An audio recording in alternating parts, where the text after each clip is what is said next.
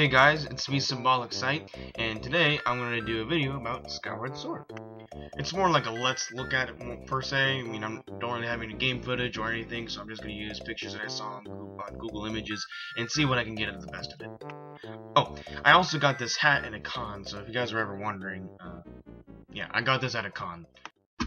This is Skyward Sword, an amazing game that I really like and that Nintendo put a lot of time and effort into making this game. And you can tell that they put a lot of time and effort into it when it's a freaking long behind game. This game was intricately made, and I love the uniqueness of this game. I think Nintendo kind of had to get their brains together and make this awesome of a game. And I personally think it's awesome. The basis of the story is basically Zelda was knocked off a bird and she was lost, and then Link has to go save her, get the Master Sword, make that and get the Master Sword, and then fight Garahim, and then fight Demise, and then you save Skyloft, and then you beat the game, and on to hero mode, and short and simple. And the story was really nice, but it's like a typical Zelda game. It's like it pauses, here and there. It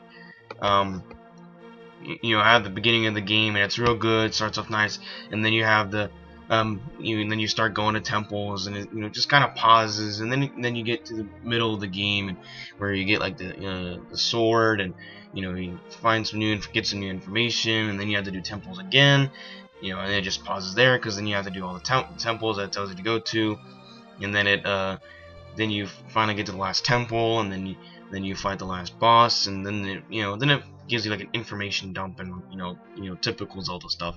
And it's a typical Zelda. I think they try to make it cool and new, especially when you have a new companion, which is Fi, or however you pronounce her name, who is really annoying, likes to trip balls, but I think we all know what we mean when we hear Fi or Fi. Just annoying little god thing. Jeez. This game was real good, and I really liked it. And I mean, I also liked how I also got the game, but I also gave me a free CD of an orchestral version of Zelda songs and medleys and all that stuff, and it was really nice. I like it. I still have it, and I still listen to it here and there. If you guys haven't picked up that CD, I think you guys should pick it up. It's real nice, and I love just the sound of it all. It's just real amazing. Now I'm going to talk about the graphics, and when it finally transitions, I'll look at the graphics. There it is. I freaking love the graphics of this game. It's colorful, and it's nice to look at. It's just real nice to look at. I mean, Skyward Sword is like if Wind Waker and Twilight Princess made sweet love. I mean, Twilight Princess is my favorite graphics, or my favorite looking Zelda game of so far. I mean, don't get me wrong, I love the Wind Waker graphics, but I just like the Twilight Princess graphics more. But Skyward Sword is like a mixture between those two, and it's just amazing. It's like it has a nice mix and balance between colorful art and then dark, settings and atmosphere, and it's real nice, and I really like it. And I mean, the atmosphere in the game sometimes just really lightens up the game, and like sometimes it's like really pretty, like Faron Woods and all that stuff is real nice. And then you got the lava, and then you got Death Mountain, and it's just bleak, and then it's just like all red and brown and stuff like that. There's like no color in it, but it just fits the atmosphere so much. And I love the graphics, and a lot of people do, because it's like a sweet love letter to the Wind Waker fans. And I've heard people say that they wish that Wind Waker was a dominant graphics, and that was the only graphics I would use from now on. And I love the Wind Waker graphics, but I don't want to see that all the time. And I also heard that they're going to use the Skyward Sword graphics from now on, or just a lot more, and I really like that because I love the graphics of this game. Now I'm going to talk about the control. I really like the control of this, only for a little bit. It's good, but it's not the best controls. I mean, I prefer the Twilight Princess controls because it's the analog stick in the Wii mode, but you just swing the remote to hit your sword. You swing your sword, and that's about it. And you didn't in the items, you just had to press buttons or something like that, and and I preferred that nice and simple, controls, and to make it easier to play the game.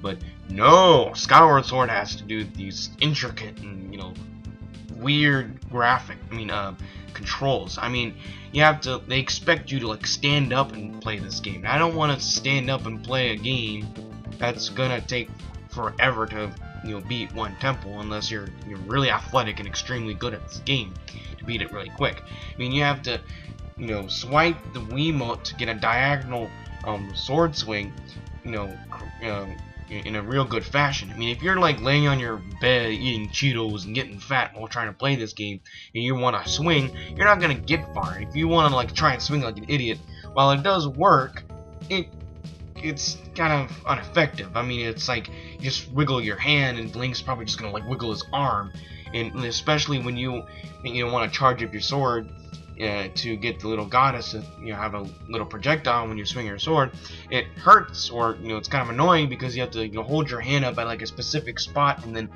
charge up the sword, and then you can swing it and do whatever it tells you to do.